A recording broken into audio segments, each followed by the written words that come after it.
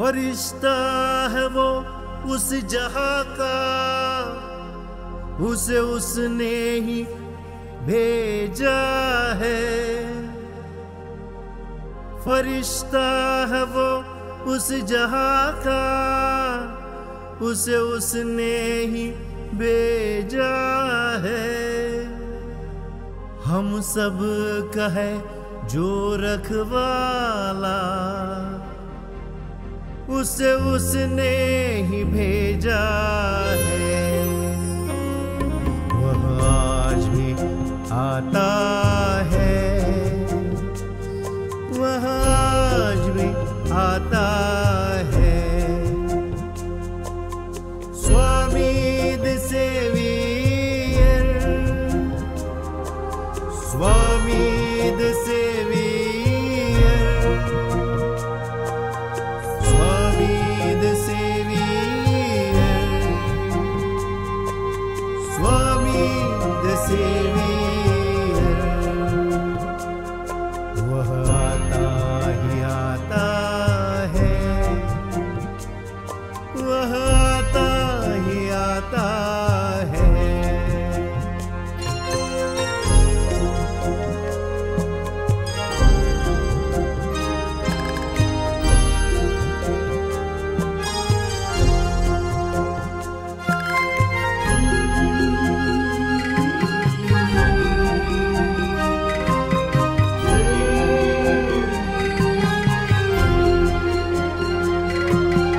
खो जाती है मुस्कुराहट, होती है जब कोई हिमाकत।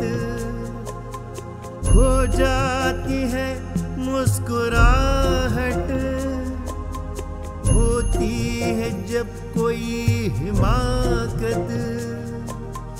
छा जाती है घबराहट, वह आता ही आता है।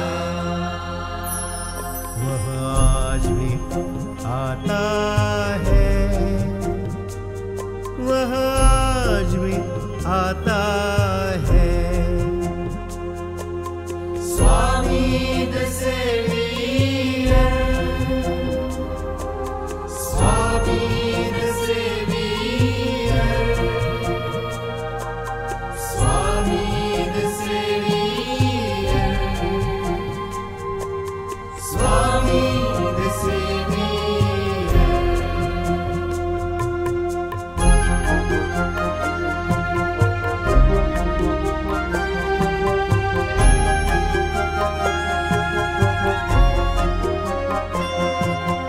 कभी बने वो रखवाला, कभी बने देने वाला। कभी बने वो रखवाला, कभी बने देने वाला। कभी करे वो हिफाजत, कभी करे वो सफाई। वह आता ही आता है, वह आता ही आता है। Swami the saviour, Swami the saviour, Swami the saviour,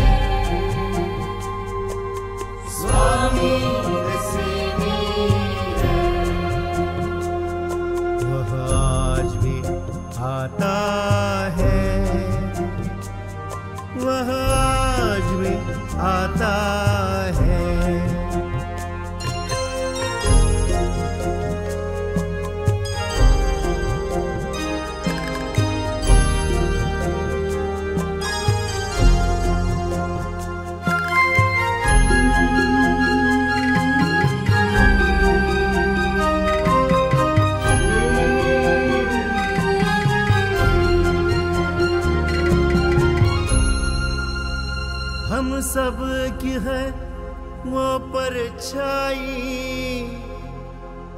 देता है हमको दुहाई, बन के माँ बाप का साया, भगाए डर की वो छाया। Swami the saviour, Swami the saviour, Swami the saviour, Swami the saviour. वह आज भी आता है, वह आता ही आता है, वह आज भी आता है, वह आता ही आता है। श्री स्वामी समर्थ सद्गुरु भक्त हो. कर्माचा सिद्धांत. पूर्ण वर्षभर आपण कर्माच्या सिद्धांतावर जाणून घेणार आहोत. आपल्या आयुष्यात आपण अनेक हालअपेष्टा, संकट, समस्या यांना सामोरे जात असतो. आपण आपल्या सद्गुरूंना, आपल्या देवाला खूप मनापासून त्यांची आळवणी करत असतो. आयुष्यभर त्यांची उपासना, साधना, भक्ती करत असतो. पण तरीही आपल्याला एक प्रश्न पडतो की आपण एवढी उपासना करतो, एवढी साधना करतो, मग आपल्या आयुष्यात ही संकट, समस्या आपल्याला इतकी का भेडसावतात? याचं खरं कारण आहे कर्म. एक कर्माचा सिद्धांत आहे. भगवंताचीच ही लीला आहे. भगवंतानेच हे ब्रह्मांड रचना जेव्हा त्यांनी केली, त्या रचनेच्या मुळाशी त्याने एक संकल्प ठेवला की हे पूर्ण ब्रह्मांड का आणि कसं निर्माण करावं, याचा काही एक संकल्प त्या भगवंताने केला. त्याबरोबर त्याने एक सिद्धांत मांडला. ब्रह्मचर्य आपण त्याला म्हणतो. ब्रह्म म्हणजे ब्रह्मा. ब्रह्माने चर्या म्हणजे कसं चलनवलन कसं करावं, आपलं वागणूक कशी ठेवावी, याचे काही गोष्टी विहित करून ठेवलेल्या आहेत, लिहून ठेवलेल्या आहेत, नमूद करून ठेवलेल्या आहेत. त्यात कर्माचा सिद्धांत लिहिलेला आहे. तर कर्म ही काया वाचा मने. काया म्हणजे शरीराने. आपण जी शरीराने कर्म करतो ती काया, त्या कायेने केलेले, शरीराने केलेले कर्म एक प्रकार झाला. दुसरा प्रकार आहे वाचा. वाचा म्हणजे आपण बोलतो. आपण कुणाबद्दल चांगलं बोललो तर चांगलं कर्म, आपण कुणाबद्दल वाईट बोललो तर वाईट कर्म. आणि मन. मन हे मनुष्याला मिळालेली एक अद्वितीय देणगी आहे. पण हे मन चिंती ते वैरीने चिंती असं म्हटलंय. म्हणजे काय तर मनाने जो विचार आपण करतो त्याने सुद्धा कर्म तयार होतात. अरे वा, आपल्याला नवल वाटेल की हे असं कसं, की आपण मनात विचार केलाय फक्त, पण विचार जेव्हा आपण करतो तेव्हा त्या लहरी अगोदर पोचतात. आपलं कर्म आपण भौतिक रूपात जे करतो, शरीराने करतो किंवा वाचेने, ते आपल्या अवतीभोवती असलेल्यांपर्यंत पोचू शकतं. पण मनामध्ये इतकी ताकद आहे की ते प्रचंड वेगाने सर्व दूर पोहोचू शकतं. म्हणूनच कर्माची गती जी आहे त्यात मनाने केलेलं जे कर्म आहे त्याचे तीव्र कर्म मानले गेले. तर आपण हळूहळू करून दर गुरुवारी रात्री 8 वाजता या प्रवचनेच्या शृंखलेमध्ये समाविष्ट होऊया. स्वतःला सामावून घेऊया. आणि काय आहे हा सिद्धांत, मग आपण का आपल्या आयुष्यात एवढी दुःख, हाल, अपेष्टा आणि समस्या सहन करतोय किंवा भोगतोय, तर या कर्माचा सिद्धांत जाणून घेऊया. हिराबाई ठक्कर यांचा एक गुजराती त्यांचं पुस्तक आहे किंवा ग्रंथ आहे, कर्मणो सिद्धांत, कर्माचा सिद्धांत. त्याच्यावरच त्याचा मराठी अनुवाद जो आहे तो बळवंत शंकर काशीकर यांनी केलाय. आणि त्याच पुस्तकावर आपण जवळपास वर्षभर दर गुरुवारी, म्हणजे 52 आठवडे असतात पूर्ण वर्षात, तर प्रत्येक गुरुवारी आपण हे प्रवचन पाहणार आहात, ऐकणार आहात आणि जाणून घेणार आहात की आपल्या आयुष्यात ही संकट, हाल, अपेष्टा का आपल्याला भोगायला लागतात. खर तर सनातन धर्म किंवा भारतीय संस्कृती यामध्ये किंवा मूळ हिंदू संस्कृतीमध्ये पुनर्जन्माची मान्यता आहे. आपला हा जो जन्म आहे या अगोदर अनेक जन्म झालेत. प्रत्येक जन्मामध्ये आपण अनेक कर्म केली आहेत, चांगली वाईट. या जन्मात सुद्धा आजपर्यंत आपण आयुष्य जितकं जगलो आहोत त्यात सुद्धा आपण आतापर्यंत अनेक कर्म करून ठेवलेली आहेत. तर त्या कर्मावर आता आपण जाणून घेणार आहोत. सर्वात पहिलं या ग्रंथाच्या किंवा पुस्तकाच्या मुखपृष्ठावर एक लिहिलेलं आहे, कर्मातची तुझा भाग तू फळात नसो कधी, नको कर्म फळी हेतू अकर्मी वासना नको. म्हणजे काय तर कर्मातची तुझा भाग तो फळात नसो कधी. तुम्ही जे कर्म करता त्या कर्माचा जो भाग आहे तो तुम्हाला फळ म्हणून प्राप्त होतोच. पण कर्म अशी करा की जी कर्म करत असताना जाणीव ठेवा, सजगता ठेवा, की जेणेकरून त्या कर्माचा भाग फळामध्ये येताना तो चांगल्या पद्धतीने आपल्याला भोगायला लागेल. नको कर्म फळी हेतू अकर्मी वासना नको. कर्म आपण करतोय पण काही कर्म अशी असतात आपण काही न करता, कसलंही कर्म न करता सुद्धा करतात, त्याला अकर्म म्हटलंय. तर नको कर्म फळी, कर्माचं फळ आपण घेऊया नको असं म्हणून कुठचंही कर्म आपण करायचंच नाही, अकर्मी राहायचं. असं करून चालणार नाही. ही वासना म्हणजे ही अपेक्षा, इच्छा ही वाईट आहे. म्हणजे आपल्याला कर्म करावीच लागणार. कारण आपण जर म्हटलं की आपल्या कर्माने आपल्याला भोग प्राप्त होतात, मग आपण कर्मच करायची नाहीत, असं चालणार नाही. आपल्याला कर्म करावीच लागणार. कारण आपल्याला भगवंताने हा देह दिलाय, जन्म दिलाय मनुष्य, त्यात आपल्याला कर्म करणं अविभाज्य घटक झालेला आपल्या आयुष्याचा. तर आपण जाणून घेऊया, हळूहळू या सगळ्या गोष्टी आपल्याला उलगडत जातील. पण यंदा या प्रवचनामध्ये दर गुरुवारी हे प्रवचन असेल. या प्रवचनात एक वेगळी गोष्ट आपण करणार आहोत. ती अशी की प्रत्येक गुरुवारी प्रवचनाचा भाग झाल्यावर शेवटी एक नवीन गोष्ट तुम्हाला कळावी किंवा तुम्हाला जाणून घ्यायची असेल किंवा तुम्हाला शिकायची असेल तर ती मी तुम्हाला दाखवणार आहे. आज पहिल्याच दिवशी आपण जप करतो, जपमाळेने जप करतो. तर जपमाळेने जप करताना जपमाळ कशी करावी, का करावी, जपमाळ म्हणजे काय, याचं महत्व आज मी तुम्हाला सांगणार आहे. पण त्याआधी जाणून घेऊया कर्माचा सिद्धांत. तर सुरुवातीलाच पहिला जो अध्याय आहे तो असा आहे की गहना कर्मणो गती. म्हणजे काय, कर्माची गती अति गहन आहे. कशी आहे तर भगवान श्रीकृष्णांनी भगवद्गीतेमध्ये सांगितलंय की कर्माची गती फार गहन आहे. श्रीकृष्णांचा मित्र सुदामा कर्माच्या गहनतेचं वर्णन कसा करतोय बघा. कर्माची गती खरोखर अति गहन, आम्ही दोघे एकाच गुरुचे शिष्य, पण तो श्रीकृष्ण झाला पृथ्वीपती, माझ्या घरात खायला नाही माती. गोकुळात त्याने केल्या अलौकिक लीला, माझ्या बरोबर गुरुगृही आणि तसे समिधा. आज तो बसला सिंहासनावर, माझ्या हाती मात्र एक तारीनी चिपळ्या.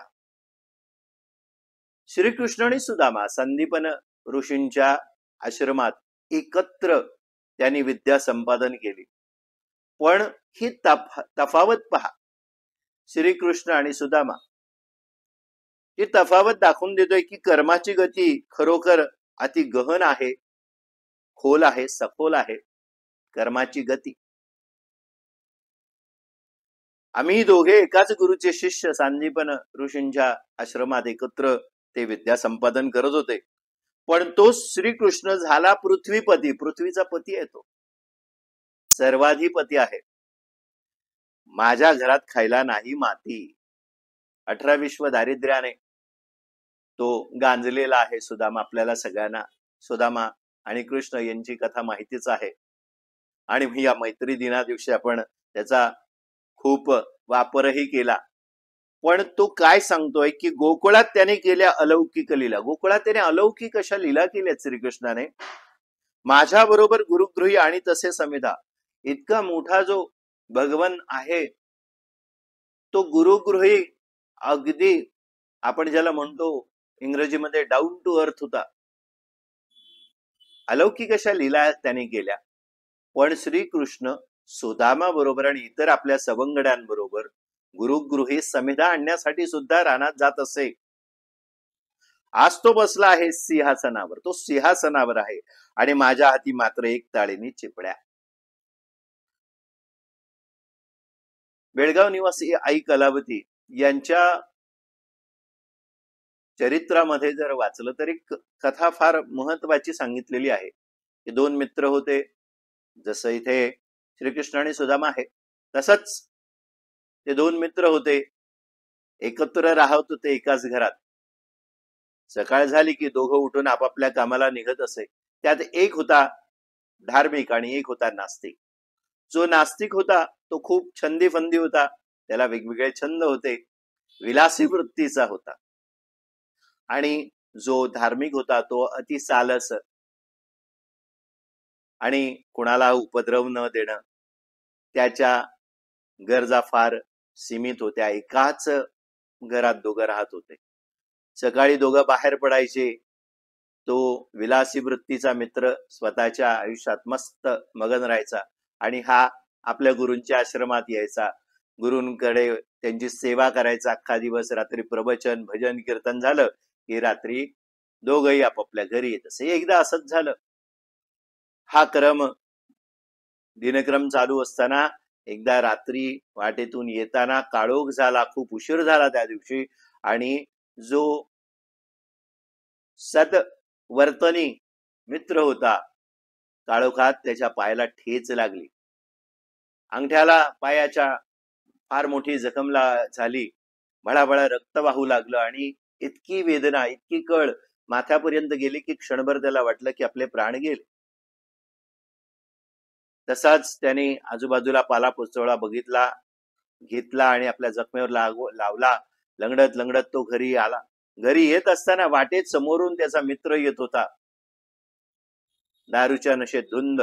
त्याने आपल्या मित्राला बघितलं. त्याही अवस्थेत तो आला. मित्र आहे शेवटी, सखा आहे. त्या मित्राला अरे काय झालं तुला? तुझ्या पायाला इतकं लागलेलं आहे, काय झालं? चल.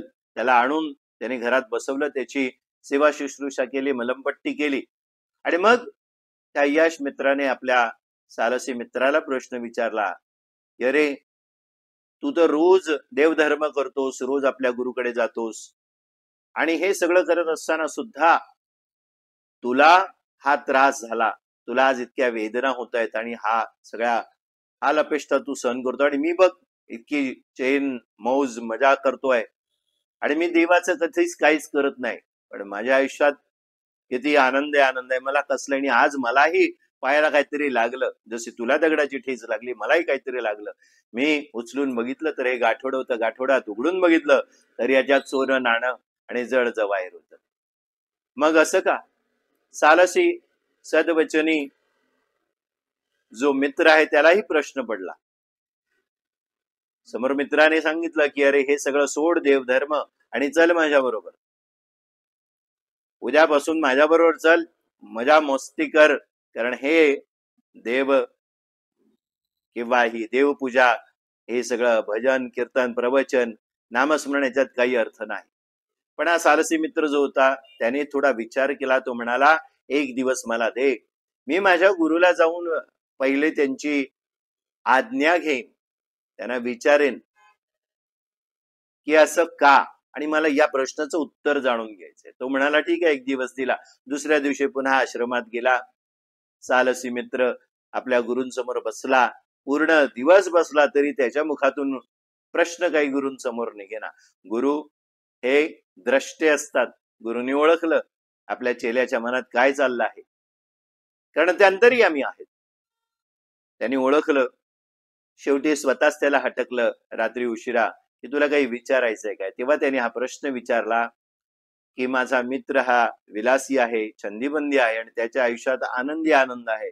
मी तुमच्या बरोबर आहे इतकी वर्ष मी सेवा करतोय, हे देवाची अर्चना पूजा कीर्तन सगळं करतोय, मग माझ्या आयुष्यात असं का? तेव्हा गुरुनी त्यांना सांगितलं, ते फार महत्वाचं आहे. तफावत अशी आहे की त्यांनी सांगितलं, हा संपूर्ण तुमच्या कर्माचा सिद्धांत आहे. तुमचं कर्मफळ, तू पूर्वजन्मी असाच विलासी होतास, छंदीपंदी होतास, आपल्या आयुष्यात मौज मजा केलीस आणि त्याचा परिणाम खूप वाईट कृत्यही केलीस, अनेक वाईट कर्म तुझ्या हातून घडलेली आहेत, त्याचा परिणाम स्वरूप तुला हे आयुष्य मिळालं आहे, जे तुला समस्याने आणि दुःखाने तू ग्रासलेला आहे आणि 18-20 दारिद्र्य तुझ्याकडे आहे. पण तो जो तुझा मित्र आहे तो पूर्वजन्मी फार मोठा दानशूर सत्कर्मी माणूस होता, त्यामुळे त्याला असं आयुष्य मिळालेलं आहे. पण या जन्मी जर तो चांगले कृत्य करत असता तर आज तो चक्रवर्ती राजा झाला असता. तू जर या जन्मी वाईट कर्म पुन्हा चालू ठेवली असतीस तर तू अत्यंत हाल अपेष्टाना तुला सामोरं जावं लागलं असतं. पण या जन्मी तू देवधर्माला लागलायस, त्यामुळे तुझं आयुष्य हे व्यवस्थित चालू आहे. तू पूर्वजन्मात किंवा आतापर्यंत जे जन्म झाले त्या जन्मात केलेल्या कर्मांचा भोगवटा भोगून सारतो आहेस, पण त्याला मदत होते या नामस्मरण ध्यान धारणा कीर्तनाने. या ठिकाणी सुदामाने तीच सांगितलं की माझ्या हाती एक तारीनी चिपळ्या, सर्व पूर्व सुकृत म्हणजे पूर्वजन्माचा खेळ, पूर्व कर्मांचा खेळ आहे, यालाच कर्मांचा सिद्धांत म्हणतात. आपण हळूहळू एक एक गोष्ट जाणून घेऊया की कर्म म्हणजे काय, कर्म कशी केली जातात आणि त्यापासून आपल्याला मुक्ती मिळण्याची काही काही युक्ती आहेत का ते आपण जाणून घेऊया. तर कर्मगती फार गहन आणि गूढ आहे. कर्मगती ही फार गहन आहे आणि गूढ आहे, समजण्यास तितकी सोपी नाही, पण आपण प्रयत्न करू, कारण आपले जीवनच गूढ आणि गुंतागुंतीचे आहे. एक माणूस दुःखी तर दुसरा सुखी, असे का? आश्चर्याची गोष्ट म्हणजे जगात जे लोक लांड्या लबाड्या, काळा बाजार, लाचलुचपत, बिनदिक्कतपणे करतात ते सुखी जीवन जगताना दिसतात. त्यांच्याजवळ बंगला, मोटारी इत्यादी चैनीच्या वस्तू असतात. त्यांचे जवळ त्यांच्याकडे लाखो रुपये असतात, ते मौज मजा करताना दिसतात. पण याच्या उलट जे लोक सदाचारी, पापभिवरू, प्रामाणिक असं जीवन आचरित असतात, जीवन जगत असतात, ते मात्र दुःखी जीवन भोगत असतात. असं का दिसतं? याचं कारण काय? हा प्रश्न असतो की नाही आपल्याला, प्रत्येकाला हा प्रश्न आहे. माझ्याही आयुष्यात आतापर्यंत मी जगत असताना बऱ्याचशा अडचणी आल्या. मलाही वाटलं की मलाच असं का. पण ज्या वेळेला हळूहळू प्रत्येक गुरूंच्याकडे मी गेलो, अनेक गुरु आयुष्यात झाले, प्रत्येक गुरुने वेगवेगळा आकार मला दिला. शरीराचा आकार आपण आपला स्वतःचा स्वतः करत असतो, पण मन, चित्त, बुद्धी आणि या सर्वांगीण गोष्टींचा आकार देणारे काम करतात गुरु. गुरु म्हणजे काय? गुरुची व्याख्या अनेक प्रकारे केली, पण मी जी व्याख्या करतो ती अशी आहे, गु आणि रू. गु म्हणजे गुह्य, रू म्हणजे रूप. गुह्य रूपाने आपल्या अंतस्थ जो आहे, गुरु हा बाहेर नाही. गुरु जाणून घ्यायचा असेल तर गुरु तत्व जाणून घेणं गरजेचं आहे. तर गुह्य म्हणजे काय? तर गुप्त जो आहे पण दिसत नाही, अशा अवस्थेत त्या रूपाने राहणारा तो गुरु. तर हा गुरु करतो काय? तर गुरु हे जे कर्म आपण कित्येक जन्म आणि आजपर्यंत करून ठेवलेले आहेत, त्याच गतीला योग्य प्रकारे चालवण्याला मदत करणारा आपल्या अंतस्थ बसलेलाच तो गुरु म्हणजे एक तत्व आहे. ते तत्व जाणून घेणं गरजेचं आहे. पण हे तत्व सरळ सरळ जाणणं सोपं आहे का? तर नाही. मग काय करावं लागेल? मग शरीरधारी जे यतिस्वरूप गुरु आहेत त्यांचा शोध घेतला पाहिजे. आपण म्हणतो की शोध घेतोय आम्ही, पण आपल्याला मिळत नाही. पण त्या सुद्धा, त्यांची भेट होण्याला सुद्धा तुमच्या पूर्वजन्माच्या कर्माचाच आधार आहे. तुमची कर्म कशी होती आहेत त्यानुसार ते कधी भेट होणार ते सुद्धा नक्की झालेलं असतं. आपला जन्म घेण्यापूर्वीच हे सगळं भगवंताने विहित करून ठेवलेल्या सचित्रगुप्ताच्या डायरीमध्ये या सगळ्या गोष्टी नमूद केलेल्या असतात. जगात असा विरोधाभास आपण बघितला ना, की एक सुखी एक दुःखी, आपल्याला सगळे दुःख आहेत, समोरचा माणूस इतका वाईट आहे, खूप त्याने वाईट कर्म केली आहेत, व्यभिचार करतो आहे किंवा काळा बाजार करतोय, तो आनंदी आहे, आपल्याला आनंद मिळत नाही, आपल्याला सुख मिळत नाही. तर असा विरोधाभास पाहिला की मग परमेश्वरावरील आपली श्रद्धा हळूहळू डगमगू लागते. बरोबर आहे ना? होतं आपलं असं. वाटू लागतं की ईश्वराच्या राज्यात काही न्याय नीती आहे की नाही, असा आपला प्रश्न होतो. का सर्व अंधेर नगरीच आहे? परमेश्वराच्या राज्यात सर्वत्र अंधार भासू लागतो आपल्याला. अंधेर नगरी चौपट राजा अशी अवस्था आपल्याला वाटते आणि परमेश्वरावरील श्रद्धा डळमळू लागते आपली. पण वस्तुस्थिती अशी आहे की ईश्वरी राज्यात अंधारही नाही व अन्यायही नाही. ईश्वर कधी कोणावर अन्याय करणार नाही. त्याच्या राज्यात अंधारही नसतो, कारण तो स्वतः प्रकाशमान आहे. तो साक्षात ईश म्हणजे प्रकाशमान आहे.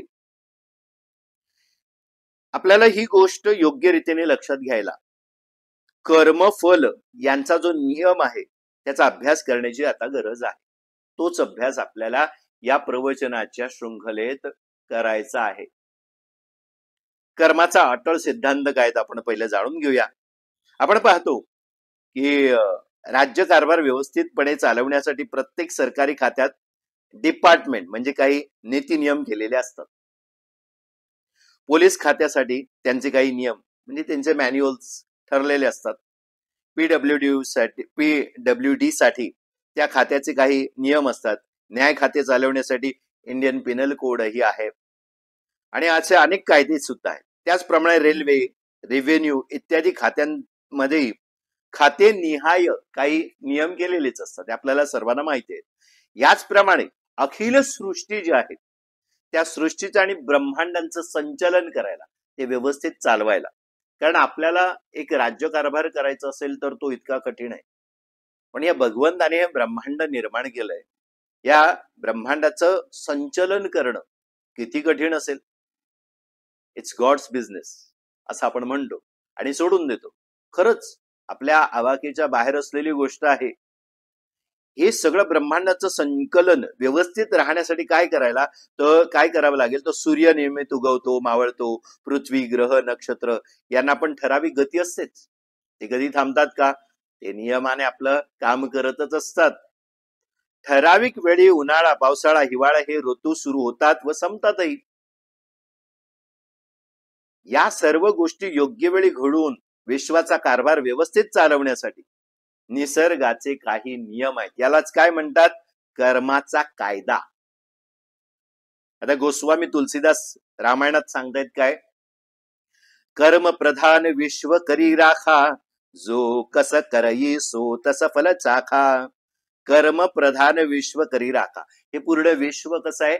कर्माच्यावर चाललेलं आहे, कर्माच्या सिद्धांतावर. प्रधान म्हणजे मुख्य काय आहे, हे विश्व कसं चालतं, कसं विश्व कैसा राखा, तर जो कसं करई तो सो तस फल चाखा. जो जसं जसं करेल तसं तसं त्याला फळ मिळणार, तसं तसं फळ त्याला चाखायला मिळणार. हे सर्व विश्व कर्म कायद्याच्या आधाराने व्यवस्थित चालतं. काय आहे तर कर्म कायदा हा आपल्यालाच नाही, तो विश्वाला, अखिल विश्वाला आहे. एकच असा जन्म आहे मनुष्य जन्म, ज्या मनुष्य जन्मामध्ये आपल्याला या कर्माचे भोग समजून घेता येतात, जाणून घेता येतात आणि मग भोगायला लागतात. त्यासाठी मनुष्य जन्म दिलेला आहे. मनुष्य मी नेहमी सांगतो तेच, मन ज्याला दिलंय तो मनुष्य. 84 दशलक्ष योनी आहेत. या योनीमध्ये एक मनुष्य जन्म असा आहे ज्याच्यामध्ये मन आहे. तर ते मन काय करतं? आपल्याला जे सगळे अवयव आहेत, आपल्याला इतर सगळी इंद्रिय दिलेली आहेत, ती इंद्रिय प्रत्येक प्राण्याला आहेत, पण त्या प्राण्यांमध्ये एक गोष्ट नाहीये, ती मन. संवेदना वगैरे प्रत्येकाला आहे, फक्त मन नाहीये. तर इथे कर्म कायद्याच्या आधाराने हे सगळं विश्व व्यवस्थित चालत असतं आणि त्यात कधी गडबड होत नाही. आपल्याकडून गडबड होईल हो, पण त्या विश्व नियंत्याच्या कायद्यामध्ये, कारभारामध्ये गडबड होणार नाही. या कर्म कायद्याचे एक खास वैशिष्ट्य आहे. जगातील मानव निर्मित कायद्यात, म्हणजे आपण जे मानव आहोत, आपण काही कायदे तयार करतो. त्या कायद्यात काही ना काहीतरी अपवाद असतात. म्हणजे त्याला आपण म्हणतो exception to the rule or provision वगैरे असतात. पण या परमेश्वर निर्मित कर्म नियमात कायद्यात कुठेही किंचितही अपवाद अथवा पळवाटा नाही. आपला जो कायदा आहे तो आपण मॅन्युप्लेट करू शकतो आणि करतोच, त्याशिवाय आपलं चालत नाही. पण विश्वाचा जो नियंता आहे त्याचा जो कर्म कायदा आहे त्याच्या नियमामध्ये कुठेही अपवाद पळवाटा नाही, त्याच्यात मॅन्युप्युलेशन करू शकत नाही. ते आहे तसंच चालणार आहे, कारण त्याने नक्की करून ठेवलेलं आहे.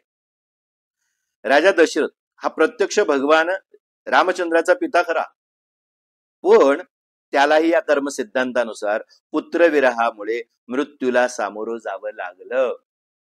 भगवंत विष्णूचा अवतार प्रभू रामचंद्र त्याचे वडील, आता प्रत्यक्ष राजा दशरथ त्यांना काय झालं, पुत्रवियोग म्हणजे त्यांचे जे प्रभू राम लक्ष्मण यांना वनवासात जावं लागलं आणि तो वियोग झाला आणि त्या वियोगाने त्यांना फार अति दुःख झालं आणि त्यांना मृत्यूला सामोरं जावं लागलं. प्रभू रामचंद्र असे म्हणू शकले असते की राजा दशरथ माझे वडील असल्यामुळे कर्म कायद्यात थोडी सूट देऊन मी वनवासातून 14 वर्षांची परत येईपर्यंत त्यांचा मृत्यूचा वेळ थोडा पुढे ढकलण्यात यावा. नाही, भगवंताने जन्म घेतला, त्यांचे जे वडील होते राजा दशरथ त्यांचा मृत्यू ते टाळू शकले असते, पुढे ढकलू शकले असते. मी 14 वर्षांनी जाऊन येतो, तोपर्यंत मी देव आहे, मला या कायद्यात सूट मिळायला पाहिजे. नाही, भगवंत सुद्धा कायद्यात सूट घेत नाही. त्यांना 14 वर्षांचे एक्सटेन्शन मिळावे असं त्यांनी काही केलं नाही. त्यांच्या मृत्यूला निर्गुण निराकार शुद्ध ब्रह्म पण जेव्हा सगुण साकार बनून देह धारण करून रामचंद्र रूपाने या भूतलात अवतरित होते, तेव्हा त्याला या कर्म कायद्याचे म्हणजे सिद्धांतांचे तंतोतंत पालन करावे लागलेच. कोण आहे भगवंत? स्वतः कोण आहे तर निर्गुण निराकार. निर्गुण कसलाही गुण त्यांना टचही करत नाही, निराकार कसलाही आकार नाही असं जे शुद्ध ब्रह्म स्वरूप सगुण साकार शरीर मनुष्य धर्म मनुष्य जन्म घेऊन म्हणून देह धारण करून आले, रामचंद्र रूपाने या भूतलावर अवतरित झाले, तेव्हा त्यांनाही काय या कर्म कायद्याचं म्हणजे सिद्धांतांचं तंतोतंत पालन करावं लागलं. कर्माच्या कायद्यात कुठेही विलंब नाही किंवा पळवाटही नाही, कुठेही अपवाद नाही की वशिलेबाजी नाही. आपली वशिलेबाजी चालते की, पण इथे वशिलेबाजी चालणार नाही. हे कायद्याचे खास वैशिष्ट्य आहे. आता हा कर्माचा कायदा म्हणजे काय याचा आपण थोडा विचार करू. कर्माचा कायदा आपण आता काय जाणून घेतलं की आपण या आयुष्यात जे भौतिक जीवन जगत असतो त्यात नियम जे आहेत त्या आपण मानव निर्मित आहे, पण भगवंताने निर्माण केलेल्या कायद्यामध्ये पळवाटा नाहीत, बदल करू शकत नाही, तिथे वशिलेबाजी बिलकुल चालणार नाही. कर्म म्हणजे काय आणि कर्म कशाला म्हणतात हे आधी जाणून घेऊया. साध्या सरळ सोप्या भाषेत कर्माची व्याख्या अशी आहे की कर्म म्हणजे क्रिया काम. आपण जे काम करतो क्रिया करतो त्याला आपण काय म्हणतो, कर्म म्हणतो.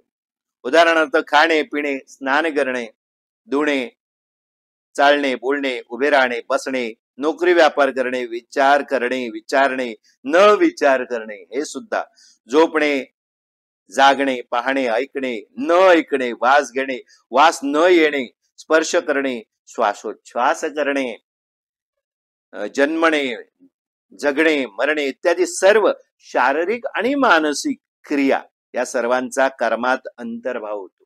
कर्मात ह्या सगळ्या गोष्टी आहेत. या प्रकारच्या सर्व कर्मांचे मुख्यतः 3 भाग करता येतात. मी अगोदरच सांगितलं तुम्हाला 3 भाग आहेत. 3 भाग कुठचे तर एक क्रियमाण कर्म, दुसरं संचित कर्म आणि तिसरं काय प्रारब्ध कर्म. अरे बापरे, आपण विचार करू की आपण हे सगळं एकच समजत होतो आतापर्यंत. आपण म्हणतो ना की अरे माझ्या प्रारब्धात नाही, अरे माझ्या संचित कर्म हे माझ्या संचितात होतं, हे माझ्या संचितात नव्हतं. पण हे क्रियमाण म्हणजे काय हे आपण कदाचित पहिल्या वेळी ऐकलं असेल. क्रियमाण तर 3 प्रकारे याची विभागणी आहे.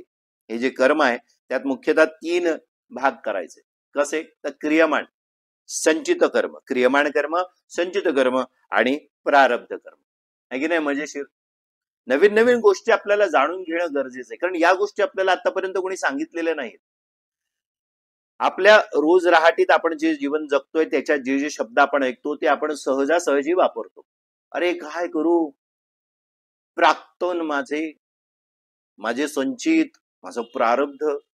पण किंबहुना आपण क्रियमाण हा शब्द नेहमी वापरत नाही, की आपल्याला माहितही नसेल बहुतांशी लोकांना. तर क्रियमाण कर्म काय ते जाणून घ्या. आपण सकाळी उठल्यापासून रात्री झोपेपर्यंत जी जी कर्म करतो ना त्या सर्वांचा क्रियमाण कर्मात समावेश होतो. क्रियमाण आपण ज्या ज्या दिनचर्येत ज्या ज्या गोष्टी करतो त्या सकाळी उठल्यापासून रात्री झोपेपर्यंत, सकाळपासून रात्रीपर्यंत, सोमवारपासून रविवारपर्यंत, पहिल्या तारखेपासून अगदी शेवटच्या तारखेपर्यंत, चैत्रापासून फाल्गुनापर्यंत, जन्मापासून मृत्यूपर्यंत आपण जी जी कर्म म्हणजे क्रिया करतो त्या सर्वांना क्रियमाण कर्म म्हणतात. ही सर्व कर्म केल्यावर ती करणाऱ्याला फळ देऊनच शांत होतात. हे मात्र लक्षात ठेवायचं. कर्म केलं तर त्याचं फळ चांगलं असो वा वाईट, तुम्हाला फळ दिल्याशिवाय ती कर्म शांत होणार नाहीत. हे आधी पक्क मनात धरून ठेवा. हा कर्माचा सिद्धांत जाणून घ्यायचा आपल्याला आज एक प्रवचन आपण ऐकलं आणि उद्या आपल्याला सगळे कर्म सिद्धांत आपल्याला कळलं असं होणार नाही. कारण कर्माची गती इतकी गहन आहे, गूढ आहे, ती सोपी नाहीये. मग तो गुरु म्हणजे गुह्य रूपी जो आपल्या आतमध्ये बसलाय त्याला जागवणं, त्या गुरुतत्वाला जागवणं फार गरजेचं. आणि ती जागवल्यानंतर आपण या कर्माच्या सिद्धांतांचा अभ्यास करूया. म्हणजे गुरुकडून आपल्याला ह्या गोष्टी जाणून घेणं गरजेचं असतं. हा जो ग्रंथ आहे, हे जे पुस्तक आहे, हे प्रत्येकाच्या हातात आतापर्यंत नक्कीच पडलं असेल, पण प्रत्येकाने त्याचं आकलन करून घेताना आपापली बुद्धी वापरली असेल. काही लोकांनी फक्त वाचून सोडलं असेल, काही लोकांनी थोडा विचार केला असेल, काही लोक आतमध्ये त्यात खोल जाण्याचा त्यांनी प्रयत्न केला असेल, बऱ्याच लोकांनी बऱ्याच ठिकाणी त्याची मीमांसा केली असेल, बऱ्याच लोकांनी त्याचं शोधकार्य केलं असेल. पण हे करत असताना जर आपण हा ग्रंथ गुरुकडून जाणून घेतला तर त्याच्यातल्या गहन गोष्टी आपल्याला गुह्य रूपी गुरु आपल्याला समजावून सांगतो. आता मी दिलेली व्याख्या हळूहळू तुम्हाला गुरु या शब्दाची व्याख्या सुद्धा अगदी मनात पक्की व्हायला सुरुवात होईल. तर सर्व कर्म केल्यावर ती करणाऱ्याला फळ देऊन ती शांत होतात. फळ दिल्याशिवाय ती शांत होत नाहीत. आम्ही कर्म केले पण मला फळच नको असं म्हणून चालत नाही. तुम्ही कितीही म्हटलं तरी त्याचं फळ मिळणारच आहे. तर क्रियमाण कर्मात त्या कर्माचं फळ भोगून मगच तुमची सुटका होते. उदाहरणार्थ आपण तहान लागल्यावर पाणी पितो. पाणी पिण्याचं काय केलं आपण? कर्म. काय संपलं? तहान संपली. पिण्याचं कर्म, त्याचं फळ त्वरित देऊन शांत झालं. तहान लागली, कर्म केलं, पाणी प्यायलं, पाणी प्यायल्यावर तहान भागली, कर्म केलं, फळही मिळालं, कर्म संपलं. पण पाणी पिण्याचं आपण कर्म केलंय, तहान संपलेली आहे, पिण्याचे कर्म त्याचं फळ त्वरित देऊन शांतही झालेलं आहे. आपल्याला भूक लागली, खाण्याचं कर्म केलं आणि भूक शमून इष्ट फळ देऊन ते शांतही झालं. आपण स्नान करण्याचे कर्म केलं, ते शरीर स्वच्छ झालं, कर्म आपलं फळ देऊन शांत झालं. आपण कोणाला शिव्या देण्याचं कर्म केलं, त्याने आपल्या थोबाडीत मारली समोरच्यानी, ज्याला आपण शिव्या दिल्या, आपल्याला कर्माचं फळ मिळालं, फळ देऊन कर्म शांत झालं.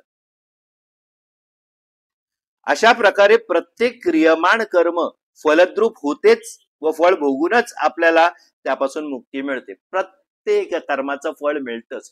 फलद्रूप होणं म्हणजे फळ मिळणं, त्याशिवाय सुटका नाही.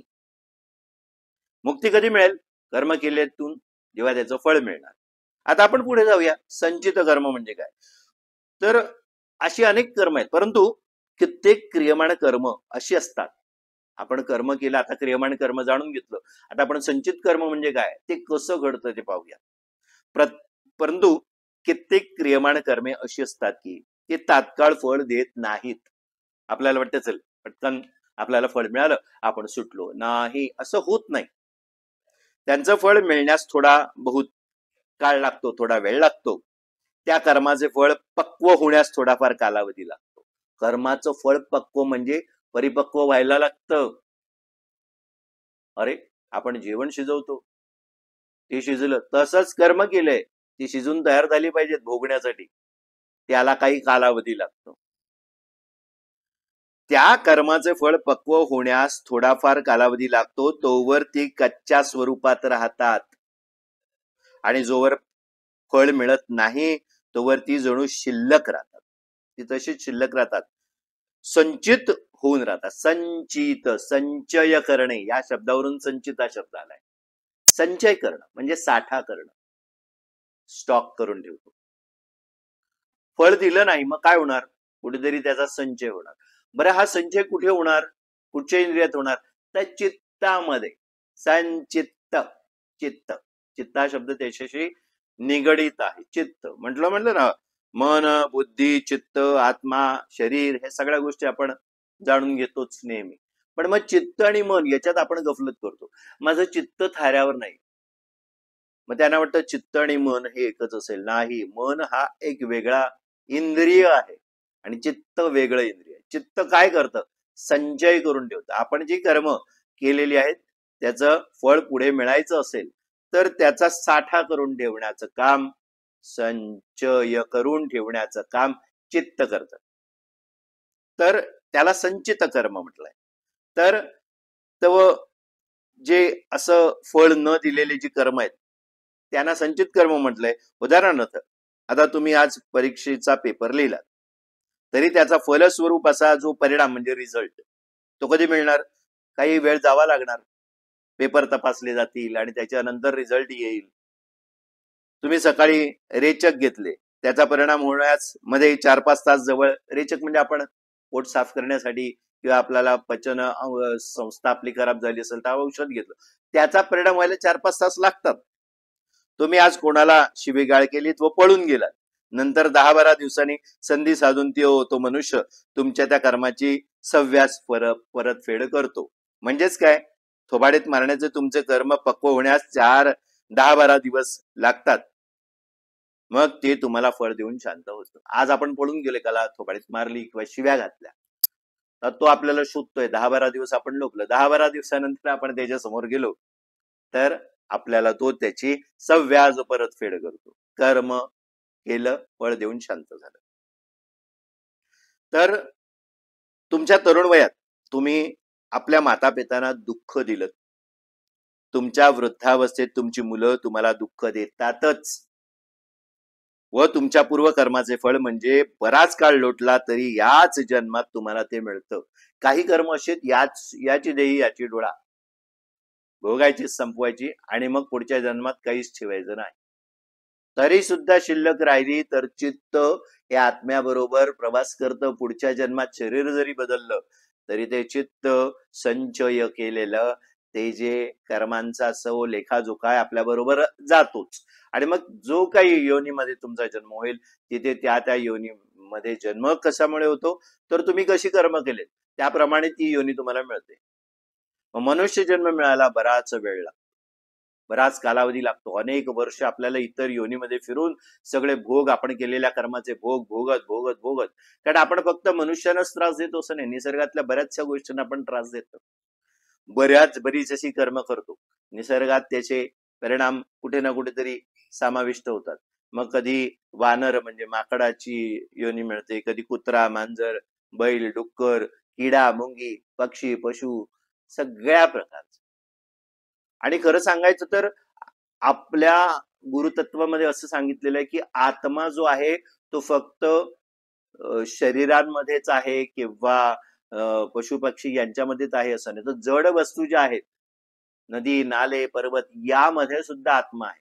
त्यात सुद्धा एखादा आत्मा पर्वत जो बनून अनेक वर्ष एका जागी उभा आहे आणि अनेक ऊन, पावसाळे वगैरे सहन करतोय आणि सगळा त्रास सहन करतोय, त्याने कुठच्या तरी जन्मात असं गहन कर्म करून ठेवलेलं आहे, त्याला अनेक वर्ष पर्वत, नदी, नाले होऊन राहावं लागतं, ते सगळे भोग कायम भोगावेच लागतात. त्यातही आतमध्ये सूक्ष्म रित्या तो आत्मस्वरूप आहेच आहे, म्हणजे कुठे नाही, चराचरात व्यापून भरलेला आहे. सगळीकडे आत्मा आहे, परमात्मा, परम आत्मा, जो आत्माराम आहे त्याचा अंश स्वरूप आत्मा आहे, म्हणजे आपण आपल्या आत्मध्यात्मा आहे. तर असाच इथे सांगितलं की तुमच्या तरुण वयात तुम्ही आपल्या माता पित्यांना दुःख दिलं, तुमच्या वृद्धावस्थेत तुमची मुलं तुम्हाला दुःख देतात, तुमच्या पूर्व कर्माचं ते फळ मध्ये बराच काळ लोटला तरी याच जन्मात तुम्हाला ते मिळालंच ना. तुम्ही या जन्मी संगीत साधना केली तर कदाचित पुढच्या जन्मी लहानपणीच तुम्ही संगीतात नैपुण्य दाखवाल. किती अशी आपण लहान लहान मुलं बघतो आजकाल, जे टीव्हीवर कार्यक्रम आपण पाहतो, छोटी छोटी मुलं एखाद्या संगीत सम्राटासारखे गातात, तबला वादन करतात, कुठचंही वाद्य वाजवतात किंवा छान चित्रकला करतात. कारण काय असतं तर हा पूर्वसुकृत, पूर्वजन्म, त्या पूर्वजन्मामध्ये त्यांची केलेली साधना या जन्मात त्यांना ती फलद्रूप लहानपणीच मिळते. अशा प्रकारे कित्येक क्रियमाण कर्म तात्कालिक फळ देत नाहीत, पटकन फळ मिळणार नाही, त्याच वेळेला फळ नाही मिळणार. परंतु कालांतराने ती जेव्हा पक्व होतील, शिजून तयार होतील, तेव्हा तुम्हाला फळ देऊन ते शांत म्हणजे समाप्त होतात आणि तोवरती संचित कर्म म्हणून तुमच्या खाती जमा राहतात, तुमच्या खात्यावर राहतात. आता बाजरी पेरल्यावर 3 महिन्यांनी पीक तयार होतं, गव्हाला 4 महिने लागतात, आंबा लागवडीस 5-6 वर्ष लागतात, अन्य काही फळ झाडे 10 आणि त्याहून अधिक वर्षांनी फळ देऊ लागतात. आता क्रियमाण कर्माचे ज्या स्वरूपाचे बीज आपण पेरलाय त्याचप्रमाणे त्याचं फळ मिळण्यात कमी अधिक काळ लोटणारच. आपण कर्म किती गहन केलेत, म्हणजे किती तीव्र स्वरूपाची केलेत, किंवा आपण सहज एखादं कर्म केलंय, जास्त त्याच्यावर काही उहापोह करण्यात अर्थ नाही, त्याप्रमाणे तुम्हाला तो कालावधी आहे. आता इथे म्हटलं नाही, उदाहरण का दिलं, बाजरी पेरल्यावर 3 महिने, गव्हाला 4 महिने, आंबा लागवडीत 5-6 वर्ष, अन्य काही फळझाडा 10-12 वर्ष, हीच कर्माच्या सिद्धांताशी निगडित करून देण्यासाठी हे उदाहरण दिलेलं आहे.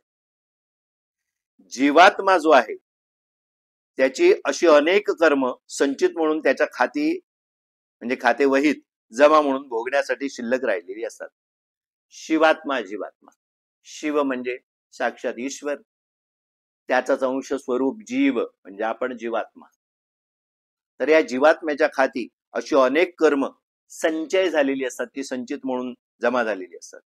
उदाहरणार्थ असे समजा की आज तुम्ही 1000 क्रियमाण कर्म केले, त्यातील 900 कर्म अशी होती की जी तात्कालिक फळ देऊन शांत झाली, उरली किती 100. परंतु राहिलेली 100 क्रियमाण कर्म अशी असतील की ती परिपक्व होऊन फळ देण्यास काही काळ लागेल, पण तोपर्यंत ती संचित कर्म तुमच्या खात्यात जमा राहणार. अशा प्रकारे आज 100 कर्मे संचित झाली, उद्या कदाचित 125 कर्मे जमा होतील, परवाच्या दिवशी आजच्या व उद्याच्या संचित कर्मापैकी 80 कर्मे पक्व होऊन फळ देऊन शांतही होतील, पण राहिलेली 80-90 कर्म पुन्हा संचित म्हणून जमा राहतील. अशा प्रकारे आठवड्याच्या अखेर 300-400 कर्म शिल्लक फळ न देता संचित म्हणून तुमच्या खाती जमा राहतील. आता महिना अखेर 1000-1500 क्रियमाण कर्म लगेच क्षेत्र ते फळ न देताच संचित कर्म म्हणून राहिली आणि वर्ष अखेर 1000 शिल्लक राहिली, जीवन अखेर काही लाख शिल्लक राहिली. बघा, जमानिमा आपण पूर्ण जमा खर्च मांडतोय. आता ही घेऊन तुम्ही पुढील जन्मात घेता, पुढचा जन्म घेता, पुन्हा पुढील जन्मी आणखी काही लाख शिल्लक राहिलेली आहेत आणि त्यात अजून काही वाढवता. अशा प्रकारे अनादिकालापासून जमा होत राहिलेल्या कर्मांचे जणू एक हिमालय पर्वता एवढं संचित कर्म तुम्हाला प्रत्येक जीवात्म्याच्या खाती भोगण्यासाठी जमा होऊन राहिलेलं आहे. आता विचार करा, पुढच्या जन्मात काय केलं, आपल्याला पूर्वजन्म काय, याच जन्मात काल परवा केलेल्या गोष्टी आजकाल लक्षात राहत नाहीत. मग अनेक जन्मांच्या काय गोष्टी आपण आठवणार आणि कशा लक्षात राहणार. पण संचित म्हणजे चित्तामध्ये त्याचा संचय झालेला असतो आणि त्याप्रमाणे कित्येक जन्मापूर्वी, अनेक जन्मांपूर्वीचं भोग सुद्धा आपल्याला भोगावे लागतात. कोणतेही क्रियमाण कर्म जे संचितात जमा झालेले असतात ते फळ दिल्या वाचून समाप्त होत नाही, आपण जाणून घेतलंय. या नियमानुसार अशी जन्मोजन्मी जमा होत आलेल्या जी आपली कर्मफळ आहेत, या जन्मी पुढील जन्मी भोगून संपवल्याशिवाय माणसाची त्याच्यापासून सुटका होत नाही. या जन्मातच आणि पुढील जन्मात आपल्याला भोगून संपवायचे. या गोष्टीचा माणसाने विचार केला तर त्याचा कदाचित थरका पुढील, अरे बापरे एवढं मी करून ठेवलंय. परंतु अविद्या, आपल्याला ज्ञान नाहीये, विद्या नाही आहे, आपण जाणत नाही. अविद्येने आणि अज्ञानाने व्यापलेला आपला हा जो जीव आहे, या गोष्टीचा तो जीव कधीही विचार करत नाही. हा विचार करणं गरजेचं आहे. आणि हळूहळू पुढे तुम्हाला कळेल की याच्यापासून सुटका हवी असेल तर काय करावं लागेल. तर हा विचार करणं गरजेचं आहे. आपण ज्या वेळेला असा विचार करतो की आपली ही कर्म संचित होऊन राहतात आणि जन्मोजन्मी आपल्याला पुढे भोगावे लागणार, तर आपण आतून विचार केला पाहिजे की आपण कर्म करताना सजग राहायला पाहिजे, सावध राहायला पाहिजे. बेसावधपणे कुठचीही कर्म करून चालणार नाही. आता राजा दशरथाने श्रवण कुमाराची हत्या चुकून केली होती. श्रावण बाळाची हत्या जी झाली राजा दशरथाच्या हातून, ती चुकून झाली होती. तेव्हा त्याच्या वृद्ध माता पिता, जो श्रावण बाळ होता त्याची वृद्ध माता पितांनी काय शाप दिला, तुझा मृत्यू हे पुत्रविरहाने होईल. दोघं अंध माता पिता होते, त्यांचा श्रावण बाळ होता, ही सगळी गोष्ट आपल्याला माहिती आहे. त्या श्रावण बाळ पाणी आणायला गेला. राजा दशरथाने हरिण समजून बाण सोडला आणि तो श्रावण बाळ तिथेच गतप्राण झाला. त्याचे आई वडील तहानेने व्याकुळ झालेले, ते आपल्या मुलाची वाट बघितले आणि विरह झाला. आणि तोच शाप त्यांनी दशरथ राजाला दिला की तू हे पुत्र विरहाने मरशील. तर पण हे राजाचं हे हत्या करण्याचं क्रियमाण कर्म शापाप्रमाणे तात्काळ फळ कसं देणार, पटकन फळ मिळेल का? नाही. राजा दशरथाचा मुलगा मोठा होणार, प्रभू रामचंद्र, नंतर त्याचा विवाह होणार, नंतर सगळं जे काही घडलं रामायणात आपल्याला माहितीये. हे सगळं झाल्यानंतर राजा दशरथाने चुकून केलेल्या कर्माचं फळ त्याला मिळणार. कारण त्यावेळी राजाला मुलगा झालेलाच नव्हता, म्हणून हे क्रियमाण कर्म जे आहे ते कर्मफळ देऊन शांत नव्हता, त्याच्या संचितात जमा राहिलं. कालांतराने राजाला एकच काय पण 4 पुत्र झाले. ते मोठे झाले, त्यांची लग्ने झाली आणि जेव्हा रामाच्या राज्याभिषेकाचा दिवस उगवला त्यावेळी पूर्वीचे ते क्रियमाण कर्म पक्व होऊन फळ देण्यास सज्ज झालं. आणि राज्याभिषेकाच्या मंगल दिवशीच राजाला पूर्वीच्या शापानुसार मृत्यूचे फळ देऊन शांत झालं. त्याच्यात क्षणाचाही विलंब झाला नाही, कसलाही विचार नाही. राजा असो, प्रभू रामचंद्राचे वडील असो, कोणी असो, राजा रंका समान प्रीती. भगवंताची लीला हीच आहे. वास्तविक श्रीराम हा भगवंताचा अवतार, पण तरीही तो आपल्या प्रत्यक्ष जन्मदात्या पित्यालाही 14 वर्षापुरते का होईना जीवनदान देऊ शकला नाही. कारण पूर्वी सांगितल्याप्रमाणे या कर्मफळ कायद्यात कोणाचीही मध्यस्थी, वशिलेबाजी, दयामया चालूच शकत नाही. असा हा ठोस अद्वितीय असा कायदा आहे. No exception. प्रत्यक्ष परात्पर परब्रह्म रामरूपाने सगुण साकार रूप धारण करून पृथ्वी तलावर ते अवतीर्ण झालेले प्रभू रामचंद्र विष्णू, ज्या रामाच्या केवळ चरण स्पर्शाने शापित झालेली शिलेची पुन्हा शापमुक्त अहिल्या झाली होती. शिळा जाऊन पडली अहिल्या, फक्त भगवान रामकृष्णाचे पदस्पर्श झाला आणि शिळेची पुन्हा ती अहिल्या झाली. ज्याच्या केवळ चरण रजस्पर्शाने दगडाचा उद्धार होऊन अहिल्याला जीवदान मिळाले, अशा परात्पर परब्रह्म असलेल्या रामाने स्वतःच्या पित्याला, म्हणजे आपण वनवासातून परत येईपर्यंत मृत्यूपासून 14 वर्षाचे जीवदान म्हणजे एक्सटेन्शन दिले असते तर कोणाला काही हरकत होणार होती का? नाही. अथवा असा कोणता मोठा अनर्थ होणार होता का? तर नाही. पण कर्मफल कायद्याचं चोख तंतोतंत पालन झालेच पाहिजे. त्यात कोणतीही ढवळाढवळ वा वशिलेबाजी चालणारच नाही. असा हा एकमेव द्वितीय एकमेव अद्वितीय असा कायदा आहे. अपरिवर्तनीय, कायदा मध्ये परिवर्तन होणार नाही असा हा कायदा आहे. थोडक्यात सांगायचे म्हणजे परमेश्वराच्या राज्यात ना अंधार, ना अन्याय, ना दिरंगाई. वेळ लागणार नाही. राजा धृतराष्ट्राचं, आता राजा धृतराष्ट्र जो होता 100च्या 100 पुत्र त्याचे युद्धात मारले गेले. तेव्हा त्याने श्रीकृष्णाला विचारले की असे का व्हावे, का झालं असं बाबा? माझ्या संबंध जीवनात मी असे कोणतेही महान पातक केलेले नाही की ज्याच्या परिणाम स्वरूप सर्वच्या सर्व पुत्रांना मृत्यू त्यांचा आपल्या डोळ्यासमोर यावा, तो पाहून त्याचे दुःख सोसणे माझ्या नशिबात का यावे? धृतराष्ट्राने विचारलं. तेव्हा भगवान श्रीकृष्णाने राजाला आपलं पूर्वजन्म पाहण्याची दिव्य दृष्टी दिली. भगवंताकडे सगळं आहे, आपल्याला अशी दिव्य दृष्टी देऊ शकतो जर आपली आराधना साधना तेवढी असेल. धृतराष्ट्राला डोळेच नव्हते, आंधळा होता. मग त्याला दिव्य दृष्टी दिली आणि पूर्वजन्म त्याला दाखवून दिले. राजाने दिव्य दृष्टीद्वारा पाहिले की साधारण 50 जन्मापूर्वी तो एक पारधी होता. पारधी म्हणजे माहिती आपल्याला. आणि पक्षी पकडण्यासाठी त्याने एका वृक्षाला आग लावली होती. आग लागताच वृक्षावरील बरेचसे पक्षी पडून गेले. मात्र आगीची झळ लागल्याने त्यातील कित्येक आंधळे झाले, तर अनेक पक्ष्यांची 101 लहान पिल्ले उडू न शकल्याने आगीत होरपळून मरून गेली, मृत्युमुखी पडले.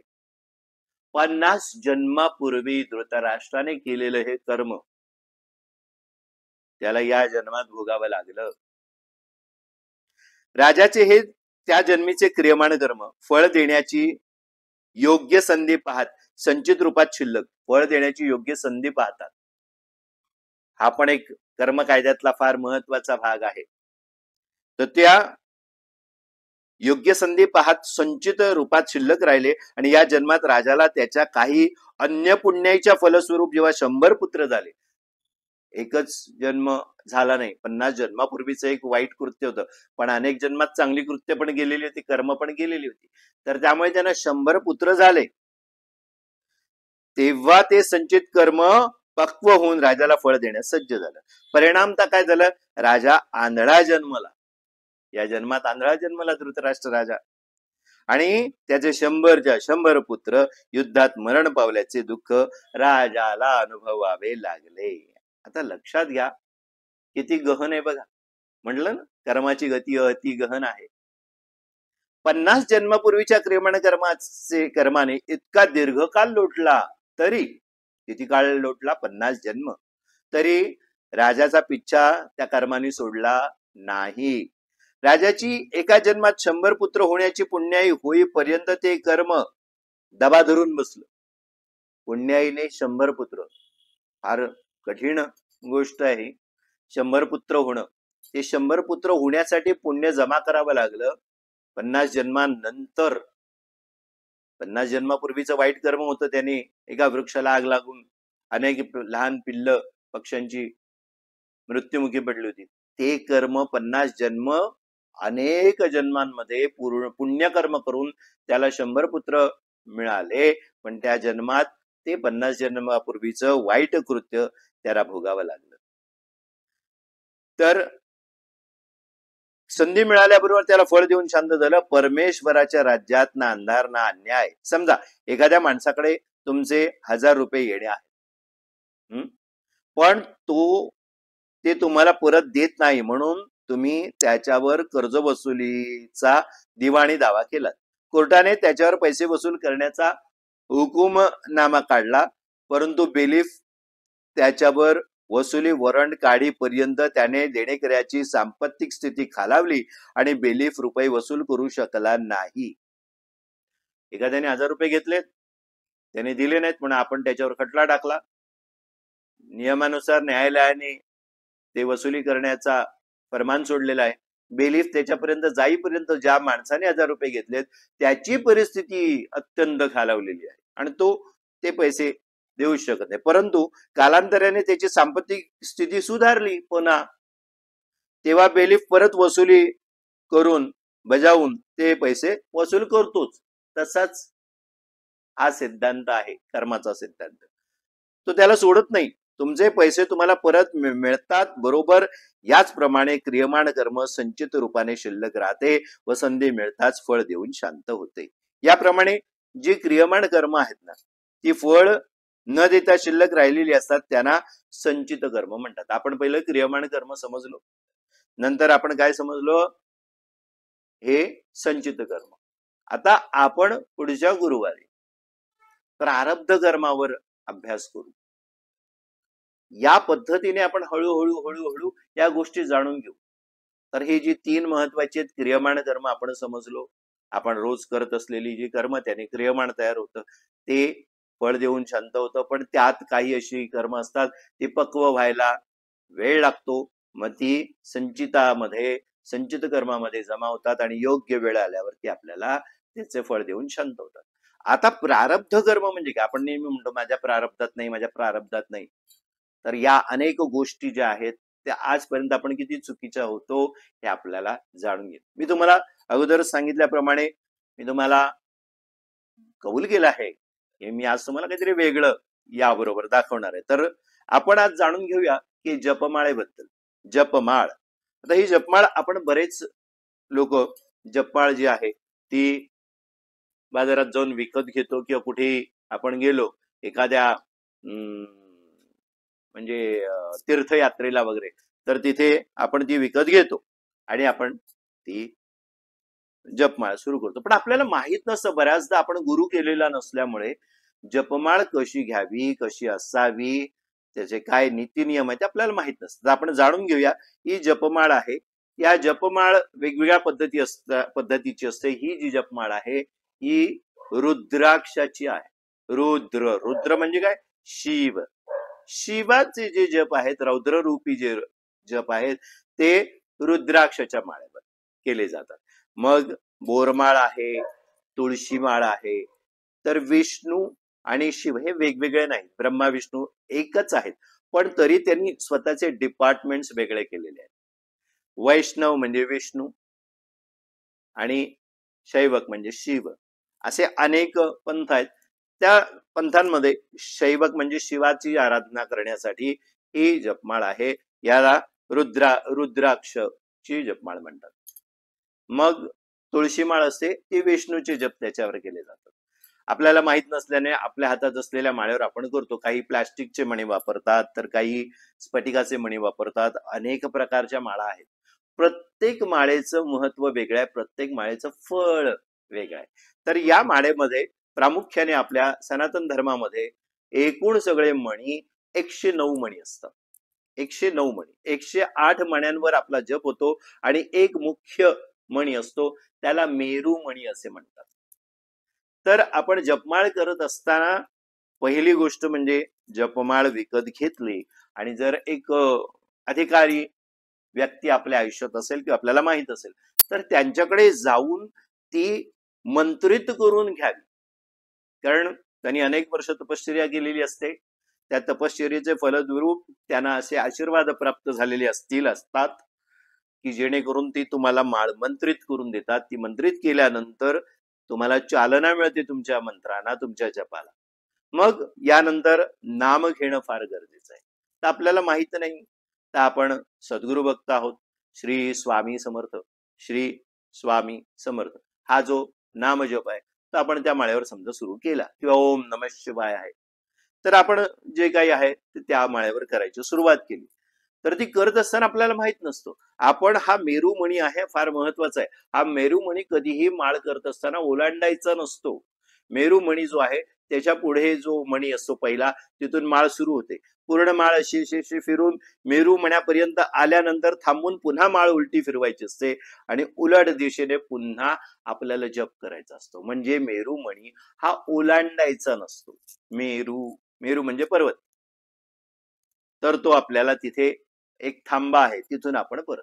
मग माळ म्हणजे काय? तर मी प्रत्येकाला सांगतो, माळ म्हणजे सद्गुरु गुरु यांच्यात आणि आपण जे भक्त शिष्य आहोत यांच्यामध्ये जोडलेला एक दुवा आहे. जसं आई मुलाला जन्म देते आणि आईच्या आणि मुलाच्या मध्ये जोडलेली असते ती नाळ, ती कापली जाते ना, जन्म झाल्यानंतर ती नाळ. तर ही माळ आणि ती नाळ, सद्गुरू आपली माऊली आपली आई आहे. त्या आईच्या आणि आपल्यामध्ये जोडणारा दुवा म्हणजे ही जपमाळ. ही जपमाळ कशी करावी, तर ती मंत्रित करून घ्यावी. मंत्रित करून घेतल्यानंतर आपण करत असू तर मी ज्या पद्धतीने सांगतो, तर हे करंगळीच्या बाजूचे जे बोट आहे हे फार महत्वाचं आहे. या बोटाची पहिली पेर म्हणजे ही जी लाईन असते याला पहिलं पेर या बोटावरती आपण ठेवायची असते. आता ही बाकीची 3 बोटं करंगळी आणि ही 2 बोटं सोडली अनामिका वगैरे, तर ही 3 बोटं लांब ठेवून अंगठा आणि हा याच्यामध्ये ही माळ अशी पकडायची असते आणि आपल्याकडे मणी ओढायचं, श्री स्वामी समर्थ, श्री स्वामी समर्थ, श्री स्वामी समर्थ, श्री स्वामी समर्थ, श्री स्वामी समर्थ. अशा पद्धतीने पूर्ण झालं आणि माळ फिरून मेरुमण्यापर्यंत आल्यावर माळ पुन्हा फिरवायची आणि उलट दिशेने. अशा पद्धतीने हा जप केला जातो. बरं, आपण जेव्हा हा जपमाळ घेतो तर जप करणाऱ्याला कधीही अहंकार येत नाही. ध्यानधारणा करणाऱ्यांना अहंकार येऊ शकतो, पण जपमाळ करणाऱ्यांना येत नाही. कारण काय, नाम घेतल्याने भगवंत ते स्मरण ठेवून आपल्याला त्याच्या आशीर्वाद स्वरूप सर्व काही देतो. त्यात अहंकार हा फार महत्वाचा आहे. तो आला, महत्वाचा म्हणजे वाईट भाग आहे. तो आल्यानंतर आपला ऱ्हास नक्की असतो. आपण साधना खूप छान करतो, साधनेमध्ये अहंकार आला की आपण आपली साधना तिकडेच संपुष्टात येते किंवा थांबते. मग आपण काय करायचं, आपल्या घरात तस्वीर असेल भगवंताची देवाची, तर त्याच्या उजव्या हाताला ही माळ आहे, याचे असे 4 पदर करायचे, असे 4 पदर, आणि भगवंताच्या उजव्या हाताला स्पर्श करून त्याच्याकडून आपण हे घ्यायचे की आम्ही आता जप करायला बसतोय भगवंत. आणि नंतर माळा जितक्या करायच्या असेल 11 माळा करणं गरजेचं आहे रोजचं. तर 11 माळा पूर्ण झाल्यावर आपल्या दोन्ही नेत्रांना अशा पद्धतीने माळेचा स्पर्श करायचा, ललाट म्हणजे कपाळाला स्पर्श करायचा आणि पुन्हा भगवंताच्या डाव्या हाताला ती माळ टच करायची, म्हणजे त्यांना अर्पण करायचं. त्यांच्याकडून घ्या आणि त्यांना पुन्हा द्या. अशा पद्धतीने जर आपण रोज जप केला, जपमाळ जर केली, तर आपल्याला खूप म्हणजे खूप साधनेमध्ये पुष्टी होते. आपल्याला परिणाम स्वरूप चांगल्या गोष्टी समजायला लागतात. अनेकदा आपण एकाग्र व्हायचा प्रयत्न करतो. आता 108 8108 एक आकडा आणि 8 आकडा, 8 आणि 1 9 9 हा आकडा अध्यात्मामध्ये किंवा संख्याशास्त्रामध्ये महत्वाचा आहे. तर हा 9 आकडा म्हणजे कसा आहे की या 9 आकड्यामध्ये 1 ते 8 मधला कुठचाही अंक मिळवला तर बेरीज जो आकडा मिळवलाय तीच येते. म्हणजे 9 मध्ये 8 मिळवला तर 8 आणि 9 किती झाले, 17, म्हणजे 7 आणि 1 8. 8 म्हणजे 9 हा ट्रान्सपरंट आहे, म्हणजे पाण्यासारखा आहे, पारदर्शक आहे. त्याच्यामध्ये जो मिळवला, पानी रे पानी तेरा रंग कैसा जिसमें मिलाए उस रंग जैसा, तसा 9 आकडा आहे. तर हा 9 असे अनेक गोष्टी संख्याशास्त्राचा आधार घेऊन आपल्या सनातन धर्मामध्ये सांगितलेल्या आहेत. तर जपमाळ करण्याची ही पद्धत आहे. या पद्धतीने आपण जपमाळ केली तर फलस्वरूप आपल्याला जे हवं आहे ते आपल्याला, आपलं इप्सित जे आहे, जे आपल्याला साध्य करायचं आहे ते साध्य होऊ शकतं. अशा रीतीने आजचा हा गुरुवारचा, आज आहे 8 तारीख आणि श्रावणातला गुरुवार आहे. तर हा इथे आपण संपन्न करूया. आजच्या दिवस तिथे थांबूया.